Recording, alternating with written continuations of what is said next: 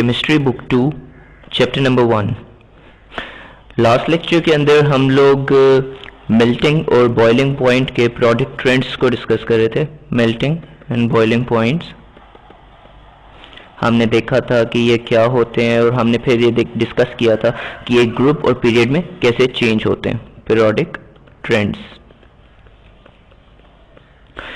आज के लेक्चर में हम लोग डिस्कस करेंगे ऑक्सीडेशन स्टेट। ऑक्सीडेशन स्टेट कि ये क्या होती है, और फिर हम डिस्कस करेंगे कि ये एक पीरियोडिक टेबल के अंदर कैसे वेरी करती है फ्रॉम पीरियड्स, जो कि हमारे लिए इंपॉर्टेंट है सबसे, और उसके बाद ग्रुप्स पे भी हम एक नजर डालेंगे। सबसे पहली चीज तो ये कि ऑक्सीडेशन स्टेट होती क्या।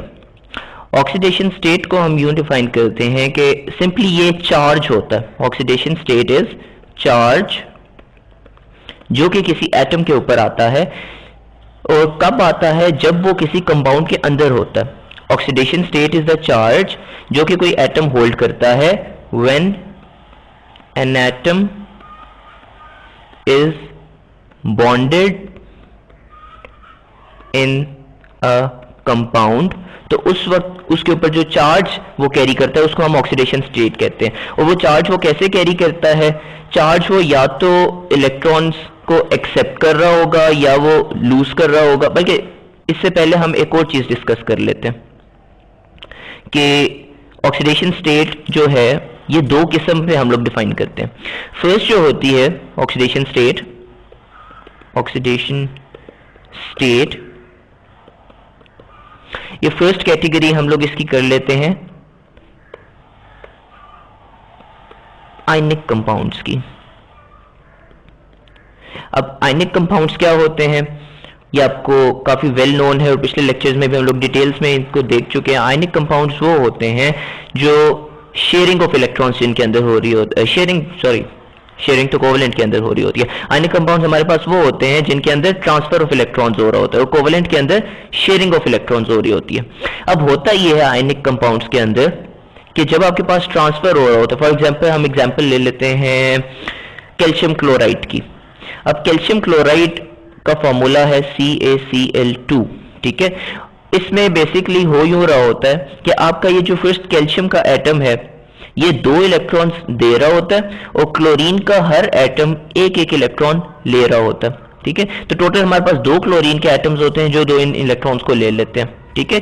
ये क्यों होता है, बिकॉज कैल्शियम का एटॉमिक नंबर 20 है, कैल्शियम 20, ठीक है। तो इसके फर्स्ट शेल में आ गए 2, सेकेंड में 8, थर्ड में अगेन 8, एंड जो लास्ट 2 इलेक्ट्रॉन्स हैं जो 3s में ये कैरी करेगा ये लूज कर सकता है, ठीक है। ये 3s होगा या 4s होगा, सॉरी ये 4s होगा, इसका 3s जो है ये नहीं होगा, ये आपका 4s ऑर्बिटल होगा। 4s के अंदर ही जो 2 इलेक्ट्रॉन्स हैं ये लूज कर देगा। और क्लोरीन इसी तरह, क्लोरीन का एटॉमिक नंबर है 17, ठीक है। तो इसमें 2, 8 एंड 7, ठीक है। 3p में एक इलेक्ट्रॉन की जो है वो 3p में हमारे पास कमी है एक इलेक्ट्रॉन की, तो वो एक इलेक्ट्रॉन यहां पे -1 एज एन अपीयर हो रहा है। तो हम सिंपली ये कह सकते हैं कि ऑक्सीडेशन स्टेट जो कि कैल्शियम की +2 और क्लोरीन की -1 हम लोगों ने इसमें कह दी, ये सिंपली ये होता है कि कोई एक एलिमेंट या कोई एक एटम कितने इलेक्ट्रॉन्स लूज कर रहा होता है या गेन कर रहा होता है किसी एक आयनिक कंपाउंड के अंदर, ठीक है। अब हम इसकी डेफिनेशन पे आते हैं ऑक्सीडेशन स्टेट की कोवेलेंट कंपाउंड्स के अंदर। कोवेलेंट कंपाउंड्स, अब कोवेलेंट कंपाउंड्स में चूंकि हमारे पास क्या हो रही होती है, sharing of electrons. For example हम बात करते हैं, एग्जांपल ले लेते हैं किसी कोई एक सिंपल सा आपके पास मीथेन। मीथेन का फॉर्मूला क्या होता है, CH4, ठीक है। और मीथेन का हम लोग स्ट्रक्चर ड्रॉ करते हैं, लेट्स से ये एक टेट्राहेड्रल स्ट्रक्चर होता है इसका यूं करके CH4। और अब अगर आपसे ये पूछा जाए कि कार्बन की इसमें क्या ऑक्सीडेशन स्टेट है और हर हाइड्रोजन एटम की इसमें क्या है, ठीक है।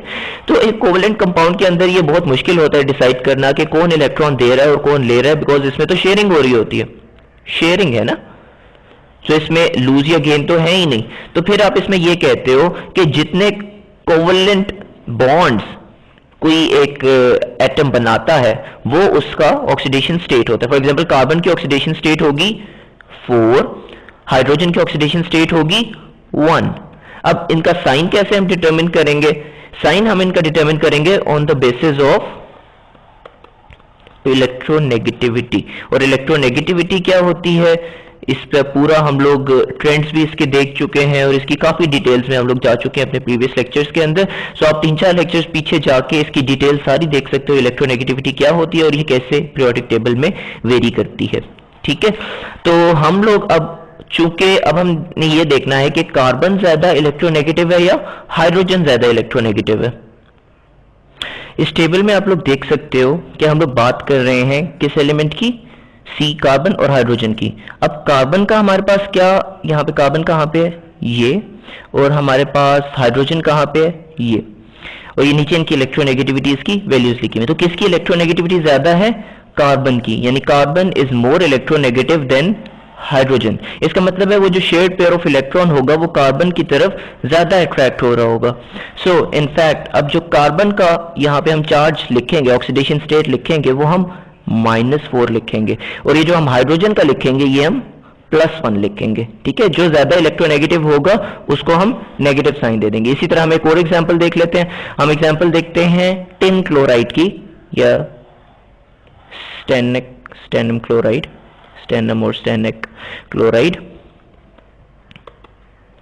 यहाँ पे स्टेनम आपके पास टिन का लैटिन नेम है, तो ये SnCl4 इसका फॉर्मूला है, और ये एक आयनिक कंपाउंड नहीं है। ठीक है, अब हम इसमें यूं डिस्कस करते हैं कि बेसिकली एक स्टेनम एटम होगा जिसके साइड पे 4 क्लोरीन एटम्स बॉन्डेड हैं। इसमें भी इसी तरह हम लोग सबसे पहले तो ये देखेंगे कि किसकी इलेक्ट्रोनेगेटिविटी ज्यादा है। वैसे तो हर स्टेनम एटम जो है वो 4 बॉन्ड्स बना रहा है, ठीक है, और हर क्लोरीन एटम हमारे पास 1 बॉन्ड बना रहा है, तो इसकी वैलेंसी तो 4, इसकी वैलेंसी कह रहा हूँ ऑक्सीडेशन स्टेट 4 और इसकी 1 होगी। अब हम देख लेते हैं इलेक्ट्रोनेगेटिविटीज स्टेनम की और क्लोरीन की क्या है रिस्पेक्टिवली। अगर आप यहाँ पे गौर करो, स्टेनम, वेयर इज स्टेनम, हाँ पहले हम क्लोरीन देख लेते हैं। क्लोरीन है हमारे पास यहाँ पे 3.16, और दूसरा हम लोग अब क्या ढूंढ रहे हैं यहाँ पे, स्टेनम, जो कि यहाँ पे है 1.96। सो चूंकि क्लोरीन ज्यादा इलेक्ट्रोनेगेटिव है, इस वजह से क्लोरीन के ऊपर नेगेटिव चार्ज इस दफा आएगा। ठीक है, सो जब क्लोरीन के ऊपर नेगेटिव आ जाएगा चार्ज, तो हम डिफाइन करेंगे क्लोरीन की इलेक्ट्रोनेगेटिविटी की रिस्पेक्ट से इसका ऑक्सीडेशन स्टेट -1, और स्टेनम की चूंकि इलेक्ट्रोनेगेटिविटी कम है, ये ज्यादा इलेक्ट्रोपॉजिटिव है विद रिस्पेक्ट टू क्लोरीन, सो इसका चार्ज +4, और उसमें -4 और +1 था। ठीक है, सो ये तो डिस्टिंक्शन थी on the basis of ionic and covalent compounds. इसके बाद दूसरी चीज ये है कि एक पीरियोडिक टेबल में ग्रुप वाइज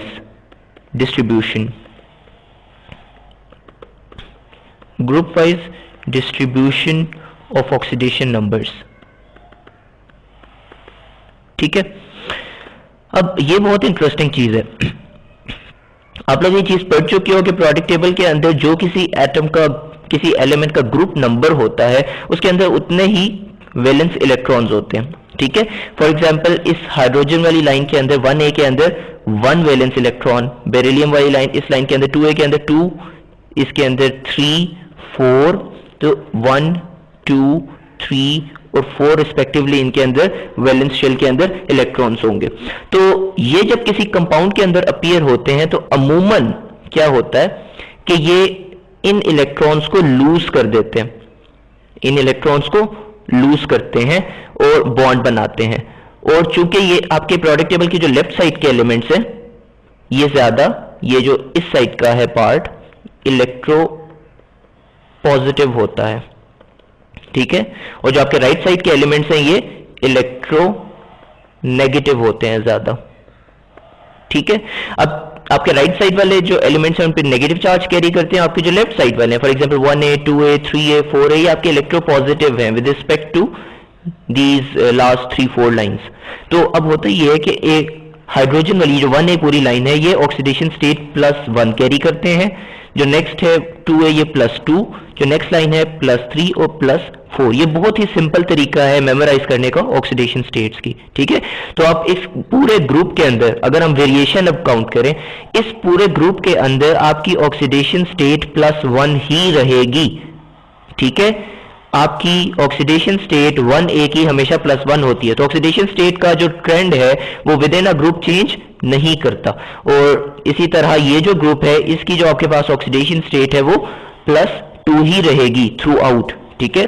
बट जब आप एक पीरियड में मूव करते हो इस डायरेक्शन में तो आपकी ऑक्सीडेशन स्टेट्स वेरी करती हैं। आपकी 4 जो कार्बन है, कार्बन की जो आपकी अभी प्रीवियसली आपने CH4 के अंदर देखा था कि कार्बन की ऑक्सीडेशन स्टेट -4 थी, ठीक है। तो ऑक्सीडेशन स्टेट आपकी जो 4th है ना इसकी 2 हो सकती हैं, या +4 या -4। इसके बाद जो आगे 3 आपके पास ग्रुप्स हैं, ग्रुप कौन सा है ये 5A, 6A and 7A and 8A। इनकी ऑक्सीडेशन स्टेट्स हम यूं डिफाइन करते हैं कि इनकी 2 किस्म की ऑक्सीडेशन स्टेट्स होती हैं। एक तो ये कि ये जितने इलेक्ट्रॉन्स इनके वैलेंस शेल में होते हैं, फॉर एग्जांपल इसमें 5, 6, 7, इसमें आपके पास +5, +6 एंड +7 ऑक्सीडेशन स्टेट से कैरी करेंगे। इसके अलावा इनकी एक एक्स्ट्रा भी ऑक्सीडेशन स्टेट होती है, दैट इज आपका जो 5A वाली लाइन है ना, इनके p ऑर्बिटल के अंदर बेसिकली 3 इलेक्ट्रॉन्स होते हैं, और अगर 3 इलेक्ट्रॉन्स इनको एक्स्ट्रा मिल जाए, यानी ये 3 इलेक्ट्रॉन्स अगर ले लें तो ये -3 इनके ऊपर चार्ज आ जाता है। और ऑक्सीजन के ऊपर आपको वैसे भी पता है कि -2 चार्ज ऑक्सीजन कैरी करता है। इस पूरी लाइन के अंदर आप 2 इलेक्ट्रॉन्स की एक तरह से कह लो गुंजाइश होती है ताकि उनका शेल लास्ट कंप्लीट हो जाए। और फ्लोरीन वाली पूरी लाइन इनके अंदर -1 आपके पास चार्ज होता है, ठीक है। अगर आप कहते हो आप को मैं डिटेल में इसके एटम का स्ट्रक्चर भी ड्रॉ करके बता देता हूं। आप ग्रुप 3A का लेट से कोई एटम लो। 3A के आपके अंदर कौन कौन से आते हैं? आपके अंदर 3 में आता है बोरॉन, आपके पास 3A में आता है बोरॉन के नीचे नाइट्रोजन, ठीक है। सॉरी 3A के अंदर आपके पास नाइट्रोजन नहीं आता। नाइट्रोजन किस में आता है? 5A के अंदर। यस, आप यहां से देख लो, हम यहाँ से देख लेते हैं।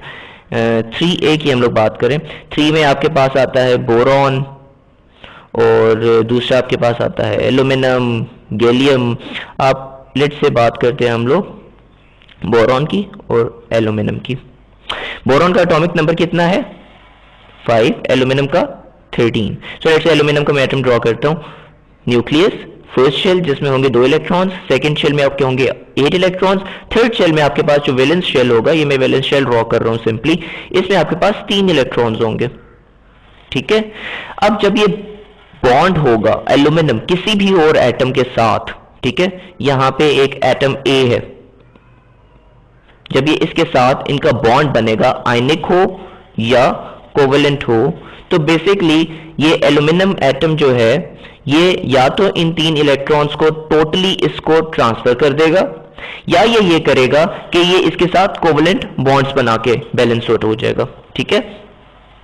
सो अब होगा ये कि अगर तो ये इसको ट्रांसफर कर देता है तो इसके ऊपर +3 ऑक्सीडेशन स्टेट आ जाएगी, और ये हम लोग डिस्कस कर चुके हैं कि इस पूरी लाइन की +3 ऑक्सीडेशन स्टेट होती है 3A की, ठीक है।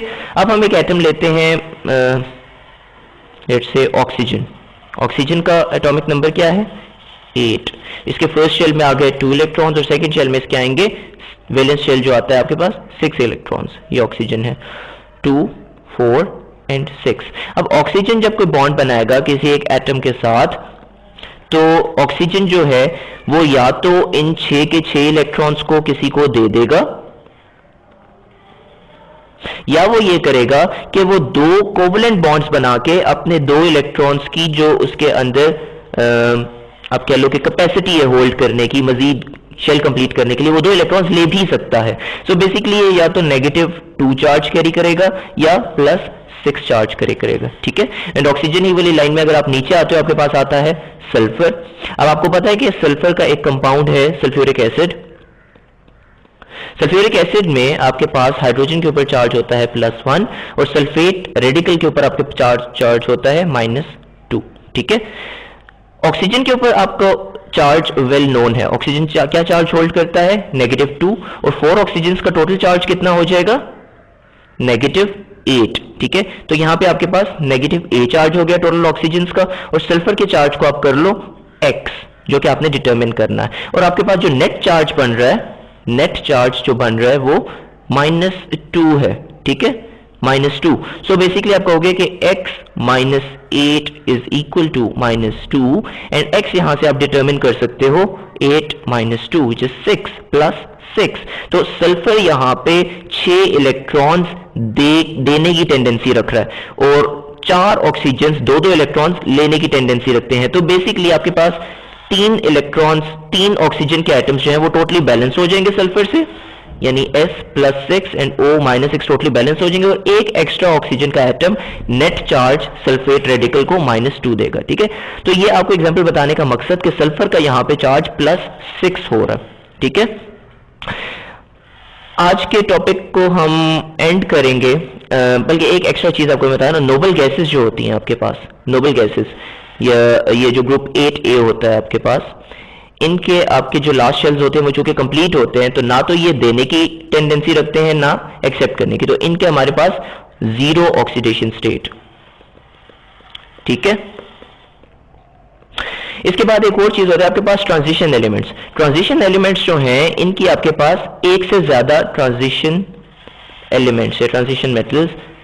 ये ट्रांजिशन मेटल्स कौन से होते हैं, ट्रांजिशन मेटल्स आपके पास पीरियोडिक टेबल का ये जो मिडिल का पार्ट है ना, ये वाला पार्ट, ये आपके पास, और ये वाले, ये आपके पास ट्रांजिशन मेटल्स हैं। ठीक है, इनकी जो होती है ना ऑक्सीडेशन स्टेट्स, वो एक से ज्यादा होती हैं, और वो क्या होती हैं, ये एक टेबल से मैं आपको सारा एक्सप्लेन कर देता हूं।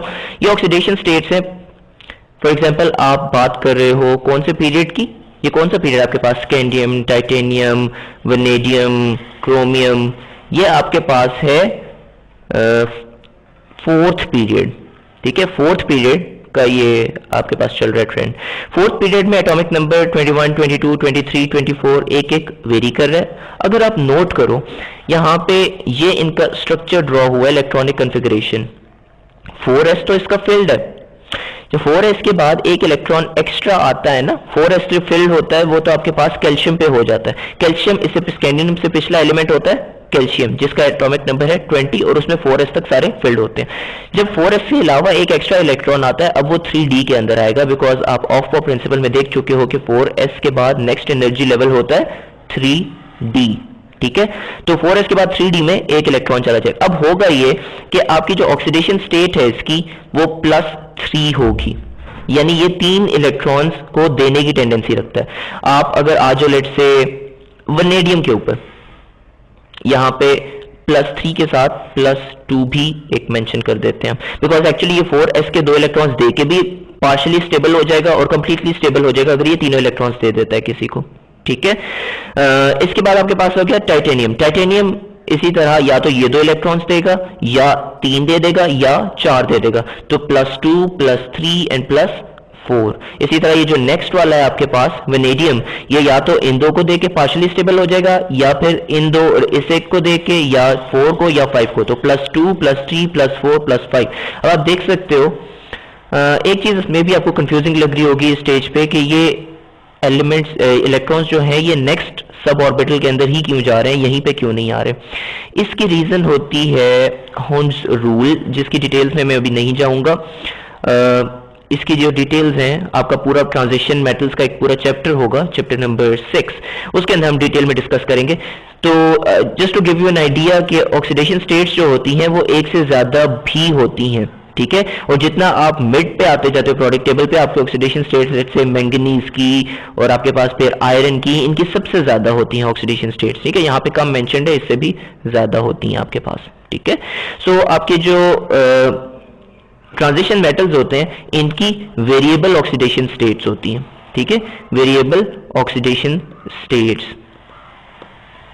और ये ना सिर्फ आपके ग्रुप नंबर के ऊपर डिपेंड करती हैं। फॉर एग्जांपल आप कहते हो कि आप किसी एक ऐसे एलिमेंट की बात करो जो ट्रांजिशन मेटल्स के अंदर है।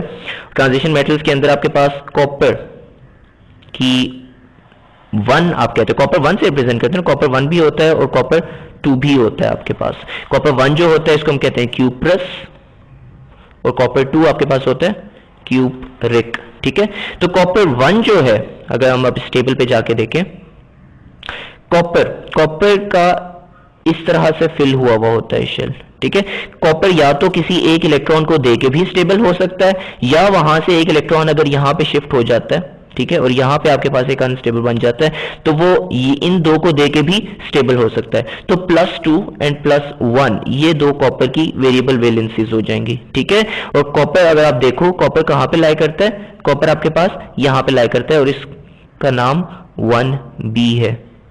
ठीक है, so this is just to give you an idea कि आपके जो ग्रुप नंबर्स होते हैं आप उनसे भी इनको एसोसिएट कर सकते हो ट्रांजिशन मेटल्स की ऑक्सीडेशन स्टेट्स को। So that's it for oxidation states. Next time हम लोग इलेक्ट्रिकल कंडक्टेंस को डिस्कस करेंगे, इलेक्ट्रिकल कंडक्टेंस, और साथ हाइड्रेशन एनर्जी, और इनके हम प्रोडक्ट ट्रेंड्स देखेंगे। ठीक है।